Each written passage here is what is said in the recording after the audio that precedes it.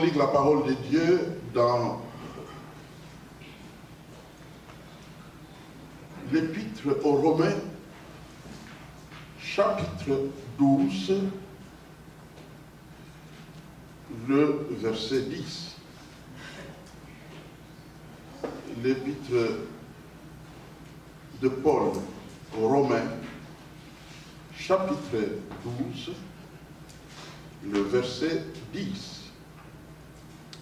La parole. Par amour fraternel, soyez pleins d'affection les uns pour les autres. Par honneur, usez de préférences réciproques. De ce verset, qui sera quasiment le seul que nous allons traiter aujourd'hui, j'ai retenu comme sujet « Aimez-vous et honorez-vous les uns les autres. » Aimez-vous et honorez-vous les uns les autres. Prions le Seigneur. Père Saint, je te remercie pour le privilège de te servir par la prédication. Mais aujourd'hui, je voudrais davantage te remercier pour la grâce de recevoir tes paroles à pouvoir annoncer à ton peuple.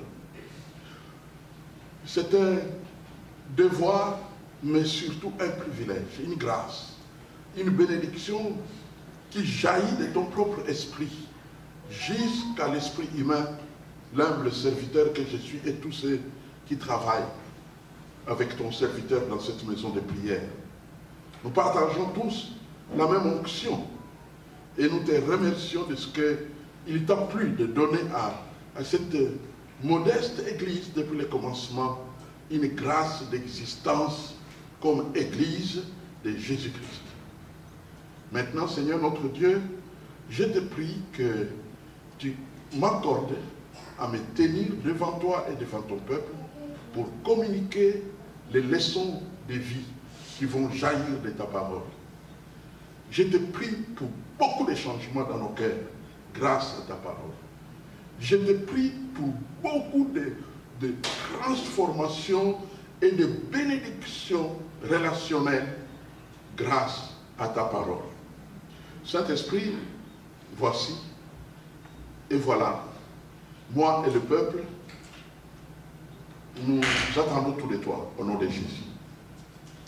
Amen. Amen.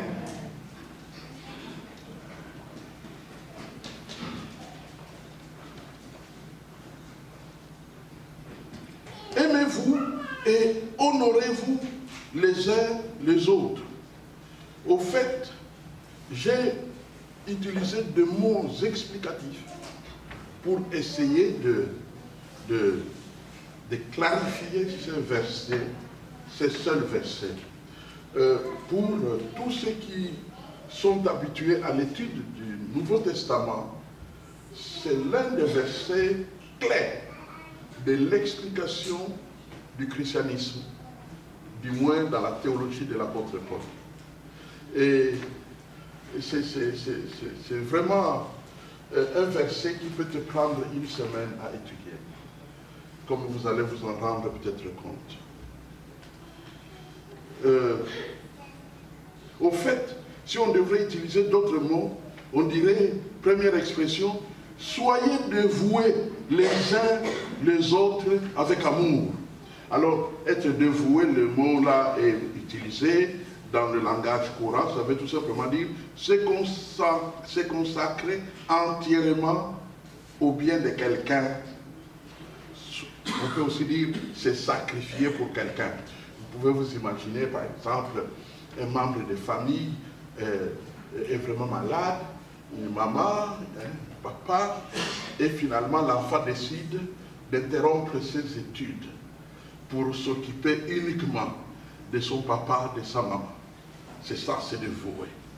Donc, met de côté ses propres intérêts pour se consacrer pour se concentrer à l'intérêt de son père et de sa mère. C'est le terme que l'apôtre Paul utilise pour parler des relations qui doivent exister entre frères et sœurs d'une église. Ils doivent se dévouer avec amour, les uns envers les autres. C'est la première expression. Et puis, il va plus loin pour dire, honorez-vous les uns les autres plus que vous-même. Honorez-vous les uns les autres plus que vous-même. En d'autres termes, que la manière de traiter, de parler des uns et des autres, en fait, quand tu parles des autres, tu les honores plus que tu t'honorerais toi-même. Tu leur donnes plus que... C'est comme si il y a à manger. Il y en a 5 morceaux. Et tu prends 4, tu dis, toi tu vas voyager. Prends. Et moi je me contente de ces derniers morceaux. L'honneur qui doit être donné les uns aux autres. C'est terrible. Nous sommes loin d'avoir atteint un tel objectif dans nos églises. La lettre aux Romains de l'apôtre Paul, il l'adresse aux Romains parce que, comme vous le savez, ce sont des temps difficiles pour l'apôtre Paul et il n'aura pas toujours le temps d'être là pour prêcher. Alors il prêche au travers d'une lettre unique. Hein? Et le but, c'est d'implanter une communauté chrétienne au cœur de la capitale du monde de l'époque, Rome. Donc, parce que Rome, c'est un peu comme Bruxelles pour l'Europe. C'est un peu comme New York. Rome, il faut avoir une communauté qui soit comme une vitrine du christianisme mondial. L'apôtre Paul, donc, décide de faire quelque chose de grand. Il se dépasse pour pouvoir offrir à la ville de Rome, sans qu'on le voie prêcher, sans qu'on le voie se mettre devant le public, mais grâce tout simplement à ses écrits, la communauté va être implantée par le Saint-Esprit lui-même. C'est ça, ce que nous trouvons, n'est-ce pas, dans les comportements. Alors, quel est le public de cette communauté de Rome, de cette nouvelle communauté chrétienne? Eh bien, c'est un public composé de chrétiens d'origine juive et de chrétiens d'origine païenne. C'est deux communautés au même endroit, dans la même église. C'est ça. Alors, il fallait donc des principes spirituels pour mettre sous contrôle du Saint-Esprit, n'est-ce pas, toute possibilité de tension intercommunautaire. Il faut vraiment qu'il n'y ait pas de querelle là-bas, parce qu'ils sont tellement mélangés. Ils sont mélangés. On connaît les Juifs tels qu'ils sont, et on connaît aussi les autres. Donc, il faut veiller qu'il n'y ait pas de problème, comme les problèmes qui se sont passés à Jérusalem, vous vous souvenez, dans les Actes des Apôtres, au chapitre 6, lors des distributions de la banque alimentaire, là-bas, il y a eu des problèmes d'injustice. Les femmes d'origine païenne étaient moins traitées par ceux qui distribuaient la nourriture. Et dès qu'on la voyait venir, on les voyait venir, on les traitait un peu comme secondes hommes. Tandis que les Juives, les filles d'Abraham, elles, les filles de Sarah, elles devraient être honorées avec plus de nourriture. Et il y avait des murmures dans l'assemblée. Et l'apôtre Paul s'est dit, il ne faut pas qu'on se retrouve dans cette situation, surtout au cœur de la capitale, surtout au cœur du monde entier. On nous voit, on nous juge. Il ne faut pas qu'on se retrouve dans une telle situation. Aussi va-t-il prévoir donc des principes de coexistence. Donc, dans ces versets Romains 12, 10, le but, c'est comment vivre victorieusement et en harmonie au sein d'une communauté chrétienne interculturelle. Interculturelle. De plusieurs nations, internationales. Et j'en profite humblement pour vous rappeler, mes frères et sœurs, tels que vous êtes là, qu'au fait, la vision de l'implantation de cette église, qui n'a pas changé du tout d'un pouce, a toujours été internationale. Je ne sais pas si vous êtes venu après et si vous êtes posé la question, mais pourquoi on a choisi le mot international? Nous étions dans une réunion. Nous étions dans une réunion et l'homme qui a été utilisé pour diriger techniquement l'implantation de cette église, un ressortissant burundais de Bujumbura, Ngowe Antoine, un diplômé docteur en théologie de Fuller Seminary aux États-Unis. Il a quitté les États-Unis, il est venu avec le nom et la vision à Bruxelles et il nous a rencontrés, il nous a dit, Dieu m'envoie pour implanter l'église africaine de Bruxelles avec une équipe des Aïrois dont on m'a parlé et je suis heureux de vous voir. Je ne travaillerai pas avec vous, je viens simplement avec la vision que je vous livre et vous en faites ce que vous voulez. Nous avons accueilli la vision, nous avons commencé le travail et quand la première équipe de diacres s'était réunie, il y avait un blanc dans cette équipe. Marc Masson, pas Marc Mazi, que vous connaissez. Je parle de Marc Masson, le représentant du feu évangéliste Maurice Cerullo pour l'Europe. Il était notre diacre. Il était dans la réunion. Il dit, mes frères, je ne vous forcerai pas. Mais pourquoi ne pas utiliser international plutôt qu'africain? L'Église se trouve en Europe et porte un nom d'Afrique. Pourquoi? Et cette proposition a rencontré l'acceptation sans condition, sans discussion de nous tous à 100%. Que nous sommes et nous serons et nous resterons l'Église internationale de Bruxelles. Une église où plusieurs nations se retrouvent. Nous avons avancé à pas de tortue, il faut le reconnaître, mais nous avons un peu progressé. Nos chants en langue vernaculaire ont été quand même sous-titrés grâce au travail merveilleux de notre bien-aimé Jeff Nkazi, qui travaille beaucoup pour le chant dans cette maison de prière. Et il n'a pas fini. Je m'accroche à lui. Et il y a d'autres choses à faire. Il a même, savez-vous qu'un grand nombre de chants du cantique appelé chant de victoire n'ont jamais été chantés au monde. N'ont jamais été chantés. Et lui, il travaille, comme il connaît la technique de tonique, solfa et tout ça, de la musique, un portrait, alors il traduit ces chants et les rend disponibles au XXIe siècle. Alors que depuis qu'il a été composé par les compositeurs, les églises ne l'ont pas chanté. Donc c'est ça, une des choses qu'il a compris pour cette maison de prière, dans le silence, mais dans la vérité et surtout dans l'efficacité. C'est pourquoi c'est un chant que nous chantons ici, ne sont chantés par aucune autre église, mais ce qui se trouve dans les chants de victoire, gloire à Dieu.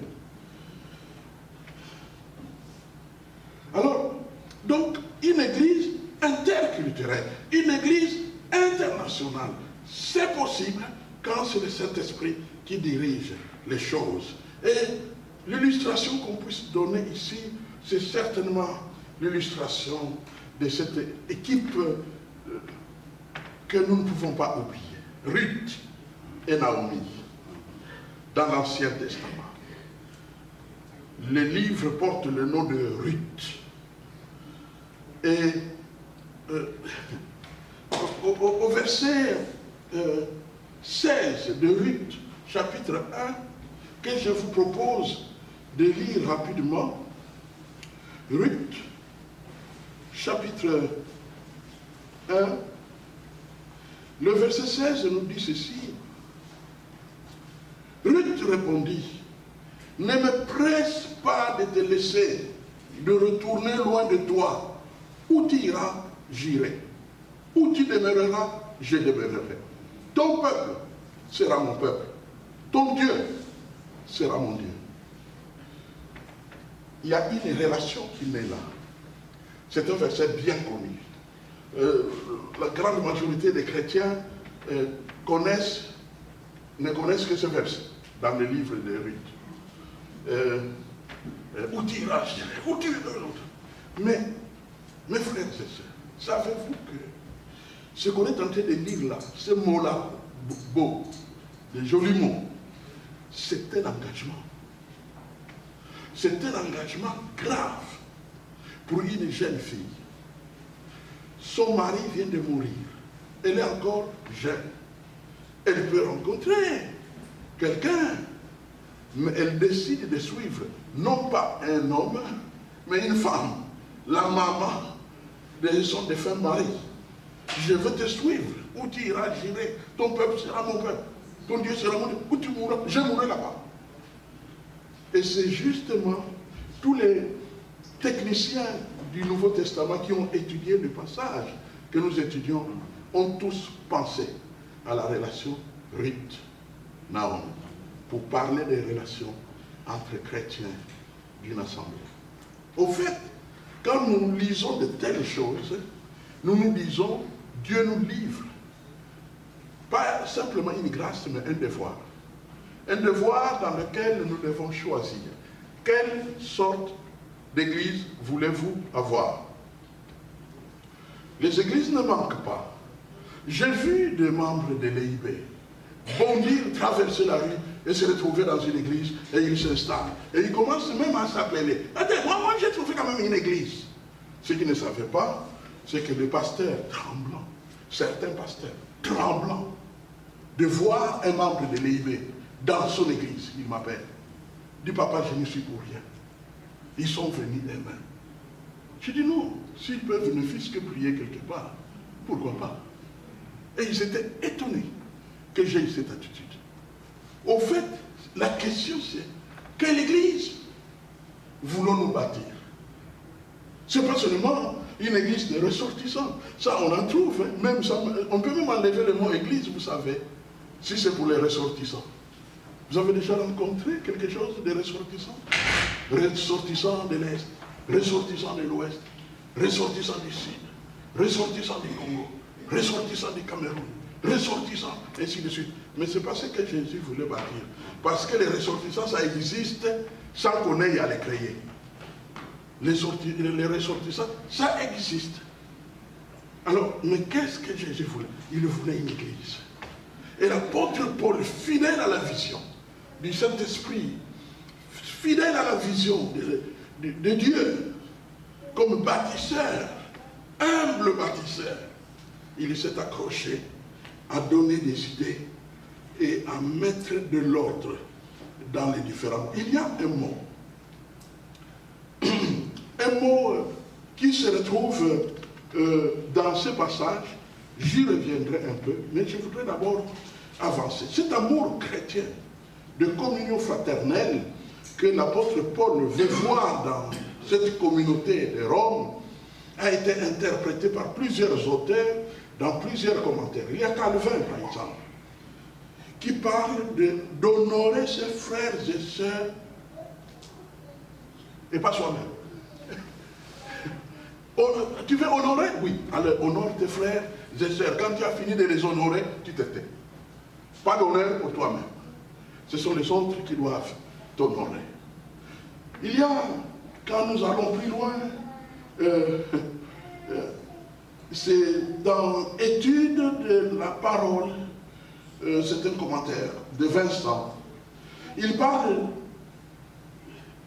que ce que Dieu veut voir dans la communauté chrétienne, c'est une affection, attachement les uns aux autres, affection naturelle, c'est-à-dire un sentiment inné. C'est un peu comme la relation entre un grand frère et sa petite sœur. Mes petits-enfants sont un grand frère et une petite sœur. Et je les observe. Au fait, il fallait même qu'un jour, ce soit moi qui dise, bon, c'est assez, ils ne vont plus dormir dans la même chambre. Monsieur William, tu vas dormir dans une autre chambre. Et puis toi, tu vas dormir. Au fait, ils sont tellement liés. Tellement liés. Quand ils sont en train de jouer, je dois rappeler aux garçons, écoute, toi, tu es un garçon, ça veut dire muscle. Elle, c'est une fille. Donc, sois prudent. Tu ne peux pas pousser, tu ne peux pas... Non, pas de jeu de main avec une fille. Donc, mais leur sentiment est pur. C'est pas comme les désirs impurs qui naissent dans des circonstances. De la même manière que les circonstances sont passagères, ces sentiments-là impurs passent aussi. C'est pourquoi on ne doit pas s'accrocher à des trucs impurs. Et donc l'apôtre Paul, quand il traite de ces choses, il n'a pas peur que ça puisse dévier.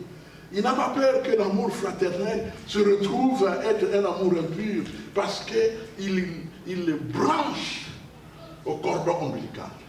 C'est comme un frère, c'est comme les parents. Hein? Quand on va chez Paul, il parle même de parents. Il dit, c'est comme les parents avec leurs enfants, c'est comme tous les autres êtres vivants avec leurs petits. Chèvres, moutons, vaches, lions, ainsi de suite, et leurs petits. C'est cette relation forte qui doit exister entre frères et sœurs. Il y a dans les commentaires Gnomès de Benkel, pour les autres, quand tu parles des autres, tes frères et sœurs, tu parles uniquement des qualités. Et si tu veux parler des défauts, tu te tournes vers toi-même. Parle de tes défauts. Je ne sais pas si vous comprenez. Donc quand tu dois parler de tes frères et sœurs, uniquement les qualités. Et si une idée te vient pour parler des défauts, regarde dans ton corps, dans ta vie. Y a-t-il des défauts? Parle de ces défauts-là. C'est ça, la nature et le niveau, n'est-ce pas, de la relation que l'apôtre Paul veut voir dans cette communauté. Et il ne faut pas que cet amour soit simplement comme un principe biblique qu'on pratique à l'église, à la sortie du culte ou avant le culte. Ah, bien aimé, je suis content de te voir. Non, non, ça doit aller au-delà de la communauté. C'est la raison pour laquelle la vraie communion fraternelle n'est pas ce qui se fait à l'église, au temple, mais c'est ce qui se fait en dehors du temple. Est-ce que les gens se téléphonent les uns les autres? Est-ce que les gens prient les uns pour les autres? Est-ce que les gens se retrouvent pour boire un café les uns avec les autres? Est-ce que les gens se portent dans leurs besoins les uns avec les autres? Il faut que, alors là, il ajoute un élément particulier. Il veut que les chrétiens d'origine juive, naturellement unis et majoritaires, s'ouvrent obligatoirement à leurs frères et sœurs d'origine païenne, parce qu'ils ont le même Saint-Esprit. Voilà. Ah non, mais nous sommes quand même différents. Moi, je suis de... eux sont de... Non, non. Oui, tu es de... et eux sont de... Mais dans le cœur, vous avez quoi? Le Saint-Esprit en commun. Et le Saint-Esprit, pour les chrétiens, ça fait le maximum et le centre de tout. Quand vous avez... Et l'apôtre Pierre le dira. Hein? Le dira les jours où il est en train de prêcher chez Corneille. Il va dire, mais qu'est-ce qui m'empêche maintenant à baptiser ces gens, puisqu'ils ont reçu le même Saint-Esprit que nous. Ils ont reçu le même Saint-Esprit. Comment on peut retarder? Ce qui m'étonne, c'est ce qui s'est passé au 19e siècle en Afrique du Sud. Lorsque les pasteurs de l'époque là-bas ont commencé à discuter pour se demander si les Noirs sud-africains fallait les baptiser ou pas. Et il y a un jeune pasteur hollandais qui est descendu là-bas, qui a dit, mais comment vous osez vous poser une telle question tout en ayant la Bible à la main? Vous ne voyez pas là que l'apôtre Pierre, quand il a vu des hommes et des femmes de chez Corneille recevoir le Saint-Esprit, il a dit, quorum atteint, condition remplie, il n'y a plus rien d'autre à faire, parce qu'ils ont reçu le Saint-Esprit. Ils vont étouffer ces jeunes pasteurs. Il va attendre à obtenir l'autorisation de baptiser des Noirs en Afrique du Sud pendant 13 ans. On lui a dit, bon, comme c'est une question trop difficile, retourne en Hollande. Et quand tu auras obtenu une autorisation écrite, reviens baptiser les Noirs ici. Il mourra 13 ans plus tard, sans jamais obtenir l'autorisation de baptiser les Noirs. Parce qu'on s'est demandé si les Noirs étaient à assimiler plus aux hommes, sapiens, ou plutôt aux gorilles. Si c'est aux gorilles, donc ils n'ont pas d'âme. Et puisqu'ils n'ont pas d'âme, donc il ne faut pas les baptiser parce qu'on perd du temps. C'est comme si on prenait une poule, on baptise. Ça vient de loin, n'est-ce pas? Ça vient de loin.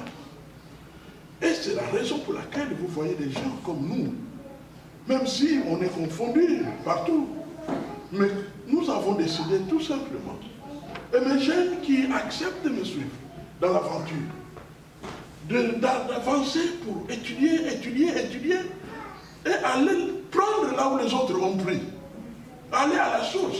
Parce que je m'imagine que si parmi les Noirs en Afrique du Sud, il y avait quelqu'un qui avait pris du temps d'étudier et de comprendre ces choses, il allait se lever pour parler pour sa communauté. Il allait dire, vous mentez, vous péchez, vous n'êtes pas avec Dieu. Mais non, il n'y avait personne pour les défendre.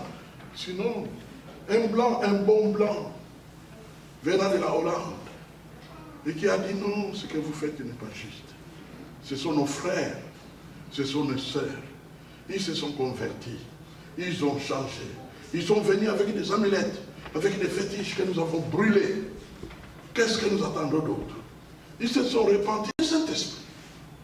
Donc voilà le travail que l'apôtre Paul est en train de travailler là-bas pour bâtir cette communauté. Alléluia. Donc, il dit, il ne faut pas que les Juifs étouffent ceux d'origine païenne. Sinon, ils vont constituer une secte. Et une secte voudrait dire, dans ce sens-là, que, au fait, ils s'enferment sur eux-mêmes. Par conséquent, l'ensemble de la communauté ne va plus briller dans la ville de Rome, parce qu'ils s'enferment entre eux, mais aussi et surtout du fait que, en s'enfermant entre eux, et ils ne vont plus honorer le Seigneur. Hein? Ils vont empêcher donc l'Église de croître. Ceux qui s'affirment trop, hein? Ils se sont unis, ils ont la même langue, alors ils sont entre eux, mais en agissant ainsi, vous détruisez tout le reste. Vous savez qu'il y a des nations, des pays, principalement en Afrique, mais aussi partout ailleurs, même ici, dans cette Belgique où nous nous trouvons, il existe des communautés qui s'affirment contre les autres. Ils s'affirment. Nous avons la langue, nous avons la richesse, nous avons. Mais en s'affirmant de la sorte, en s'affichant de la sorte, ils deviennent une secte qui étouffe la lumière commune, qu'on le veuille ou non. Même s'il n'y a que 20 qui ne sont pas comme vous, et que vous êtes 80, la lumière des 100 est toujours supérieure à la lumière des 80. Donc vous allez empêcher la communauté de briller et surtout de croître.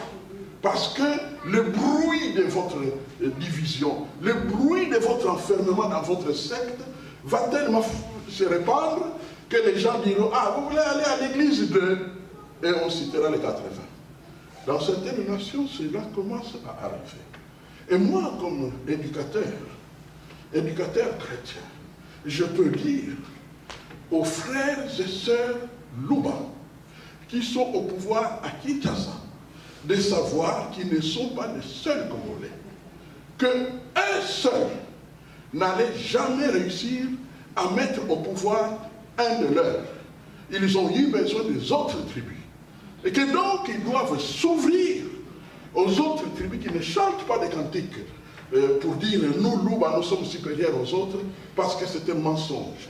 La preuve est que les Luba et toutes les autres 200 tribus du Congo cohabitent depuis des siècles.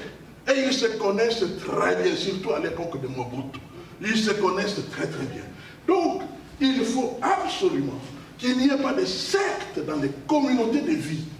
Au contraire, qu'on s'appelle Congolais, point barre. Et qu'il n'y ait plus ces histoires de moi je suis d'eux, moi je suis d'eux, comme si c'était un droit acquis d'office par rapport aux autres. Donc, l'évangile de l'apôtre Paul pour bâtir la communauté de Rome s'applique finalement à plus d'un titre, à plusieurs catégories. Le mot-clé qu'il utilise, c'est un mot-clé, bon alors je me permets de les citer, philos dostogos, dostgos, philos torgos, donc philos torgos. Le mot philo veut dire amour fraternel en grec, tandis que storgé signifie affection familiale et biologique. Et ce mot créé de toutes pièces, philos torgos, ne se trouve que dans ces livres et dans ces versets, dans toute la Bible. Ça s'appelle apax. C'est un mot que l'apôtre Paul a fabriqué pour créer, n'est-ce pas, ce dynamisme qui doit exister, qu'il ne veut pas seulement la communion fraternelle, mais la communion fraternelle familiale. C'est un mot vraiment rare. Donc, on peut comprendre qu'un tel apôtre, guidé ainsi par le Saint-Esprit, dira un jour, il n'y a plus ni juif, il a aboli. Il n'y a plus ni juif, ni grec. Il n'y a plus ni esclave, ni libre.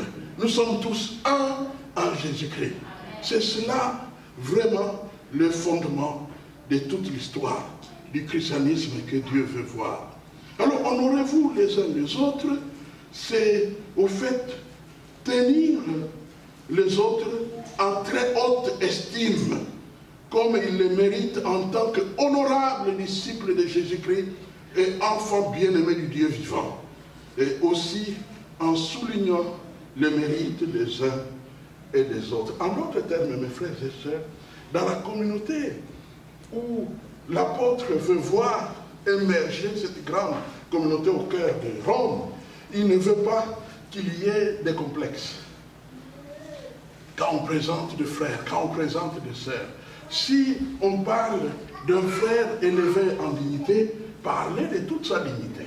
Ne soyez pas mal à l'aise. Ah, nous le connaissons, il a beaucoup de titres, mais nous nous limitons seulement à dire ceci. Ça ne se fait pas, ce n'est pas biblique. Il faut honorer le frère, honorer les sœurs comme il le mérite. Comme il le mérite. C'est Dieu qui élève. Puisque c'est Dieu qui élève, on ne doit pas étouffer ce que Dieu a élevé. Si il entre au milieu de nous, un député, comme nous en avons un, eh bien, quand il entre, et que le moment de le présenter arrive, nous devons parler librement de lui. Ce n'est pas un crime. L'apôtre Paul veut la liberté, qu'on reconnaisse la valeur de chacun et de chacune. Comme pasteur, il m'est arrivé parfois, pendant que je suis en train de dialoguer avec une personne, quand je lui pose la question, est-ce que vous pouvez un peu me parler de qu'est-ce que vous avez fait dans la vie? Quand il sort des éléments, je suis surpris.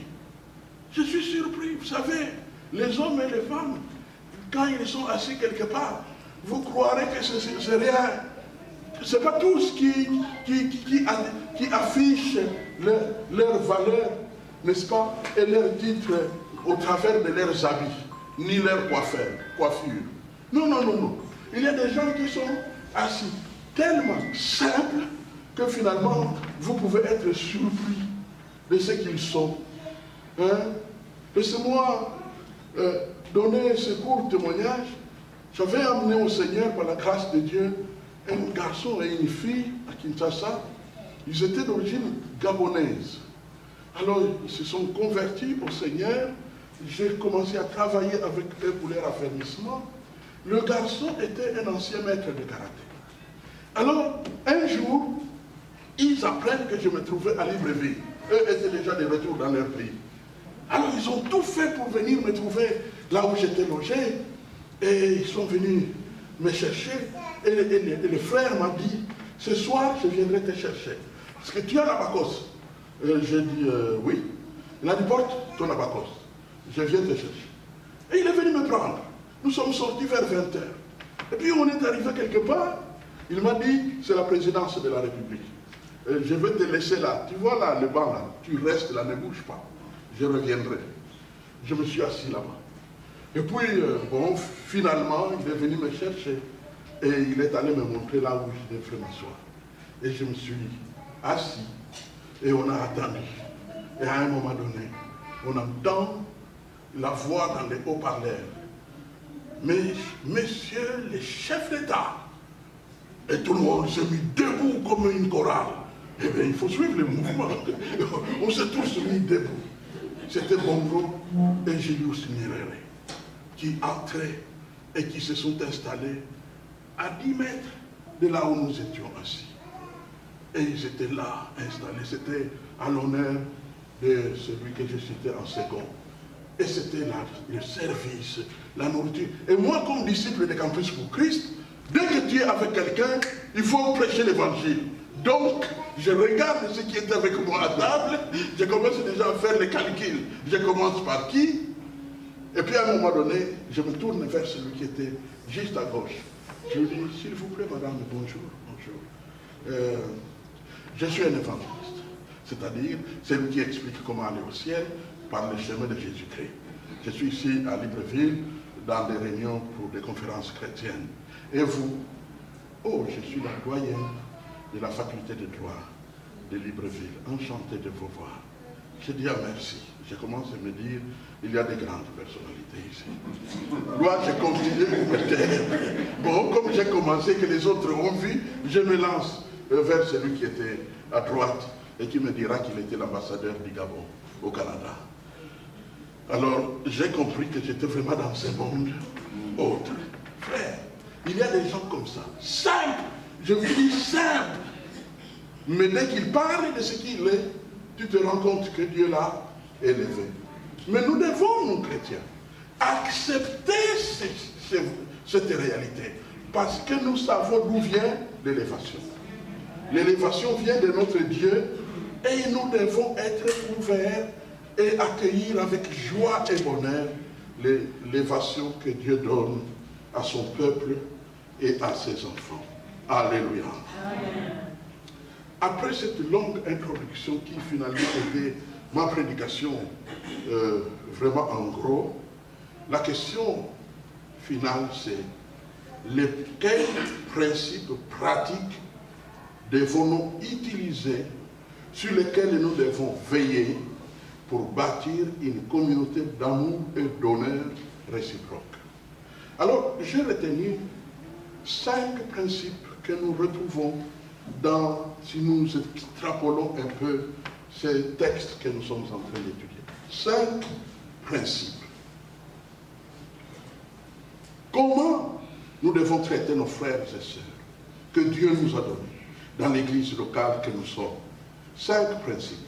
Premier principe, soutien réciproque. Nous devons nous soutenir réciproquement. Qu'est-ce que cela veut dire? Écoute, comprendre, au besoin, offrir notre épaule pour que l'autre puisse mettre sa tête et appuyer au temps difficile. Quand il passe, elle passe par le temps difficile, tu peux offrir ton épaule pour que l'autre puisse se mettre. Et quand je dis offrir l'épaule, ne prenez pas ça littéralement. Ça pourrait signifier simplement être là, tout simplement. Je n'oublierai jamais, un couple pastoral était en train d'avoir un bébé. Et tous les autres enfants étaient encore tout petits. Et il n'y avait personne de disponible pour s'occuper des enfants pendant que papa devrait être là pour se passer les affaires de la venue du nouvel enfant. Et il m'a informé et je lui ai dit j'arrive. Et je suis allé avec ma voiture, je l'ai pris, lui et 2 enfants, et nous sommes allés à l'hôpital. Il m'a dit, bon, moi je dois monter là-bas. J'ai dit, oui, mais toi monte, moi je reste avec les enfants. Il était vers 21h, et nous sommes restés. Je suis resté dans la voiture de 21h à 5h du matin, quand finalement l'enfant est né. J'ai donné mon épaule, et mon frère pouvait mettre sa tête sur mon épaule. Je n'étais pas obligé. Mais c'est le chemin de la communion, le privilège. C'est la famille élargie. Au fait, au lieu de 10 membres de famille, nous nous retrouvons avec 30. N'est-ce pas mieux? Surtout si nous n'en avons que 2 dans notre cas. On se retrouve avec 30. Tant mieux. Tant mieux. Et ça vient de Dieu. Ça vient de Dieu. Aider efficacement en cas de besoin. Efficacement. Il ne faut pas simplement aider comme pour s'excuser que tu n'as rien fait. Non, non, non, non. Tu dois vraiment viser la résolution du problème. Tu dois te dire, il y a ce problème-là. Qu'est-ce que je peux faire pour que ce problème-là soit résolu? Pas comme une excuse pour dire, bon, moi aussi j'ai donné. Bon, en tout cas, pour ma part, c'est ça. On a besoin de combien là-bas? Combien? 550 €. Bon, écoutez, ma participation, 10 €. Voilà. Bon, il se pourrait qu'il n'y a que 10 € que nous avons. Mais quand on doit vraiment aider et qu'on le peut, il faut être efficace. En sorte qu'en partant, tu sais que le problème est résolu. C'est cette communion fraternelle que l'apôtre Paul veut voir à Rome. Deuxième principe pratique. Célébrer les réalisations des uns et des autres. Célébrer. Ce n'est pas simplement mentionner, mais célébrer. C'est-à-dire, un frère a fait un diplôme, on en parle en détail, on lui donne à nous expliquer qu'est-ce qu'il a pu maîtriser, qu'est-ce que cela donne. Quand il a fini, on célèbre le Dieu Tout-Puissant qui a donné la grâce d'accomplir cela. Amen. Célébrer. C'est très important. C'est très important de célébrer, n'est-ce pas, les réalisations. Célébrer les grands succès. Célébrer les petits succès en réservant toute la gloire à notre Dieu. Troisième principe pratique. Empathie envers les souffrants. Alors ce mot, nous l'avons étudié il y a quelques temps. Je ne veux pas vous demander si vous avez gardé la signification. J'y reviens pour vous donner juste une signification. C'est-à-dire, au lieu de juger, au lieu d'humilier ceux qui passent par des épreuves, mettez-vous à leur place. Ce qui leur arrive peut aussi vous arriver. Faites preuve de compréhension. Gardez pour eux le respect. Prendre leur place. Comme nous l'avons vu les fois passées. Usez d'empathie. Ceux qui passent par des temps difficiles. Un frère a peut-être perdu son mariage. Vous savez que ça peut arriver. Et dans certaines sociétés, ça devient un sujet pour diminuer un frère, pour diminuer une sœur, pour dire, en tout cas, c'est son caractère certainement qui a fait comme ça. Et on commence à juger. Non, il faut user d'empathie. Il faut plutôt dire ce qui lui est arrivé. Aurait pu m'arriver à telle époque. Aurait pu m'arriver dans telle circonstance. Parce que ce genre de choses peuvent arriver à n'importe qui. Et on ne peut refuser à personne de repartir à zéro quand les occasions se présentent. C'est de cette manière qu'on marche dans le Seigneur. Nous ne faisons pas l'apologie du remariage, mais nous voulons simplement dire la vérité. par rapport à la communion fraternelle.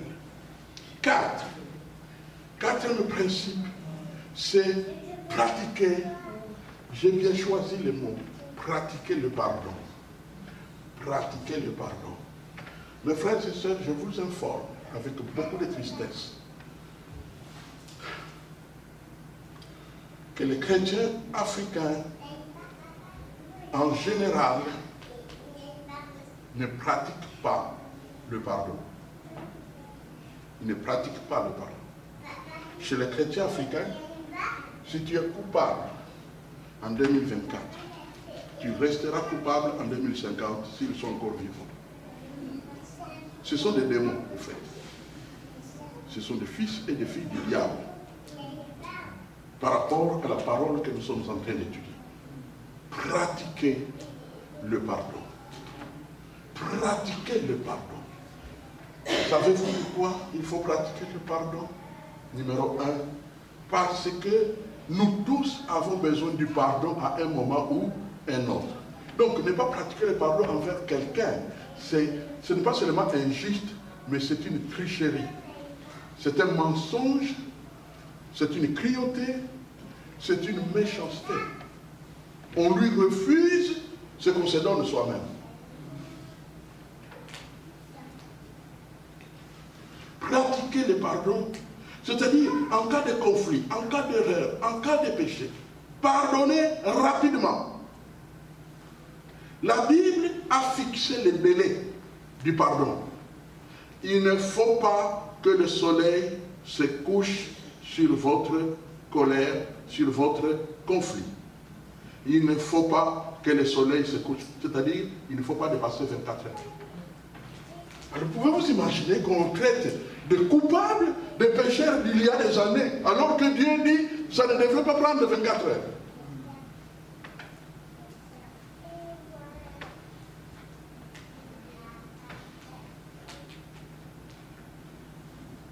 L'extrême limite, 24 heures, au fait, quand tu étudies d'autres passages et d'autres versets de la Bible, tu découvriras qu'au fait, ce n'est pas 24 heures. C'est immédiatement. C'est immédiatement. Aussitôt demandé, aussitôt accordé. Pardon demandé, immédiatement accordé. Pardon non demandé, pardon accordé quand même. Il faut comprendre les deux dimensions. Il y a ceux qui ont le courage de demander, parce qu'ils ont compris. Il y en a d'autres, parce que leur intelligence à ce moment-là est paralysée, ils ne comprennent pas, mais vous leur pardonnez quand même. L'exemple, Jésus-Christ, à la croix, vous vous souvenez? Est-ce que ceux qui étaient en train de l'injurier, de lui lancer les javelots, est-ce qu'ils lui demandaient pardon? Est-ce qu'ils demandaient pardon à Jésus? Bon, Jésus, je suis désolé, hein, moi j'ai reçu des ordres. Coucou des javelots. Non, ils ne demandaient pas pardon. Ils ne demandaient pas pardon. Mais qu'est-ce que Jésus a fait?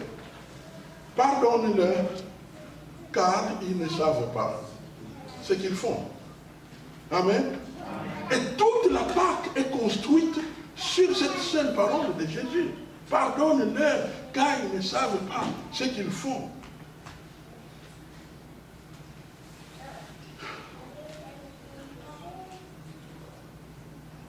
Pardonner n'est ni avoir pitié, ni offrir une offrande, mais un ordre, un commandement sacré et immédiat.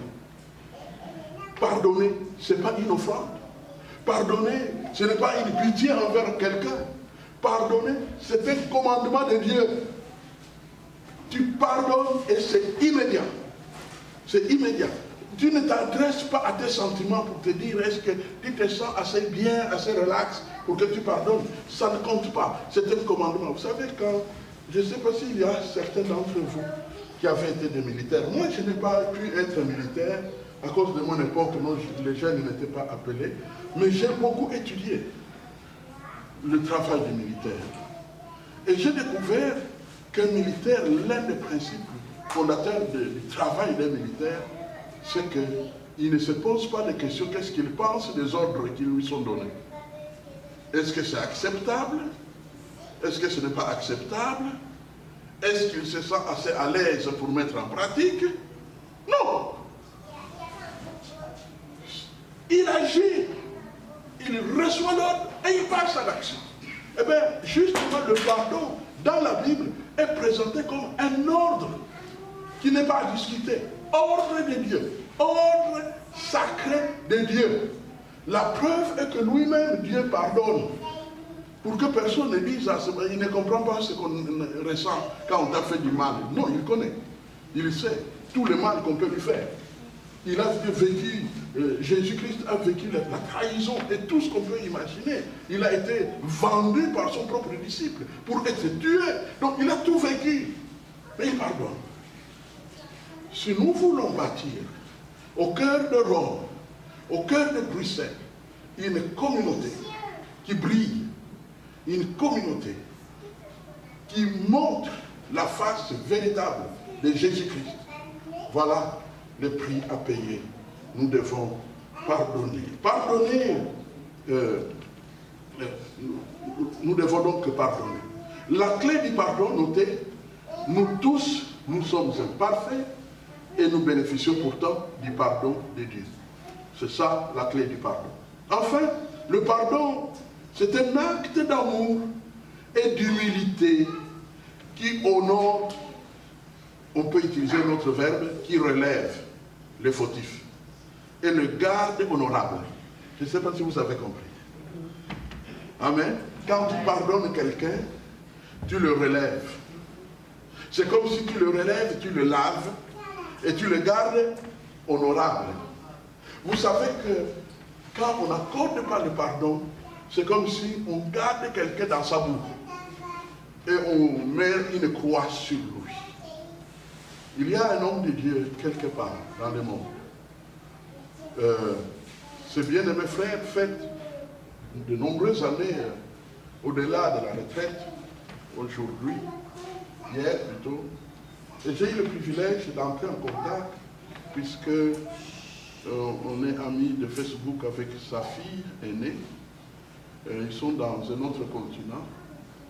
Et alors j'ai commenté. Et comme j'étais en train de méditer ces choses, je ne pouvais pas ne pas me souvenir que cet homme-là, je ne citerai pas son nom ici, cet homme-là était l'un des 5 pions majeurs que Dieu a utilisés pour le réveil spirituel au Zaïre. Pion majeur, d'une formation supérieure. Et puis à une année donnée, il commet une faute. Je peux situer cette faute il y a environ 50 ans.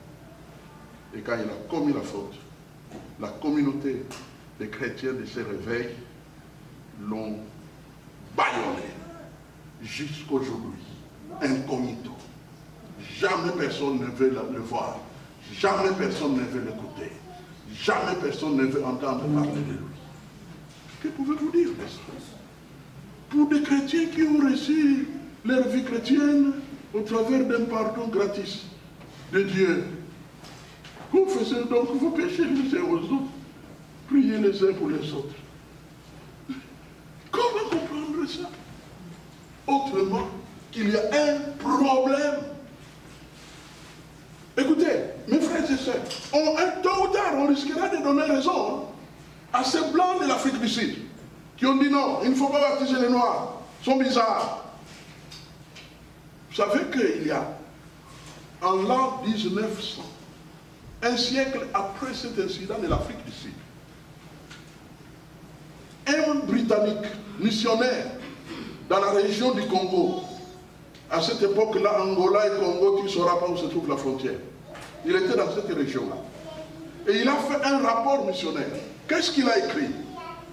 Le problème que nous avons ici, c'est que les chrétiens africains sont à convertir tous les jours. Convertir tous les jours. Est-ce que c'est ce que nous voulons? Je dis non. On peut faire la différence. Parce que nous avons le même esprit. Amen. Le Saint-Esprit transforme. Le blanc est le même qui transforme le noir. Car nous sommes tous créés à l'image de Dieu. Nous devons avoir ce courage-là. Nous devons avoir ce courage-là. Et l'affirmer. Enfin, cinquième, prions ardemment les uns pour les autres. Prions ardemment les uns pour les autres. C'est pourquoi, quand tu verras un frère venir te demander ton numéro de téléphone, ne lui pose pas la question. Pourquoi? Parce que tu as vu au métro que quand on te demande un numéro de téléphone, c'est pour commencer à te déranger à la maison. Non, non, non, non, non. Ici, nous, on est à l'église. Si un frère t'approche pour te demander ton numéro, donne! Donne! Sans attendre. Pourquoi? Il va prier pour toi. Amen. Il va prier pour toi. Nous, on connaît le mode d'emploi des relations. On n'est pas perdu. On n'est pas dans les ténèbres. On est dans la lumière. Amen. Amen. Donc, priez ardemment les uns pour les autres. Comment est-ce qu'on priera pour toi si on ne connaît même pas ton numéro de téléphone et ton nom? Il faut bien qu'on sache que tu existes. On ne peut pas dire, ah non, la sœur en jaune, mais tu ne portes pas que des jaunes. Tu changes. Non, donne, communique fraternellement. Alléluia. Soulevez devant Dieu par des prières efficaces les besoins des uns et des autres, les préoccupations des uns et des autres, les projets des uns et des autres. Présentez à Dieu par des prières. Quelqu'un qui dit, moi je ne sais pas comment prier, c'est parce que tu n'es pas encore dans le corps. Si tu étais dans le corps, tu comprendrais qu'il y a des jambes qui souffrent, qu'il y a des bras qui souffrent pour lesquels tu dois prier, pour que la douleur se dissipe, qu'il y a des dos qui souffrent, pour lesquels tu dois prier pour que la colonne vertébrale se redresse, afin que la douleur s'en aille. Il y a des prières à faire, efficaces. Et aussi, placez vos frères et sœurs dans la main de Dieu jour après jour, afin que Dieu les bénisse et qu'il les protège. Qu'il les bénisse et qu'il les protège. Alléluia. Prions le Seigneur. Seigneur notre Dieu, ta parole est arrivée. J'ai tellement soupiré après le désir de communiquer cette parole, papa, tu le sais, au point que je me demandais, que dois-je faire pour être prêt, vraiment prêt pour partager cette parole. Je pense que tu l'as fait. Tu m'as communiqué ce que j'avais sur le cœur, mais surtout ce qui venait de ton cœur, au travers des écrits de ton serviteur, l'apôtre Paul, qui se repose là-bas au ciel. Merci. Merci Seigneur. Merci Saint-Esprit pour la communauté des Rhodes. Merci Saint-Esprit pour la communauté de Bruxelles.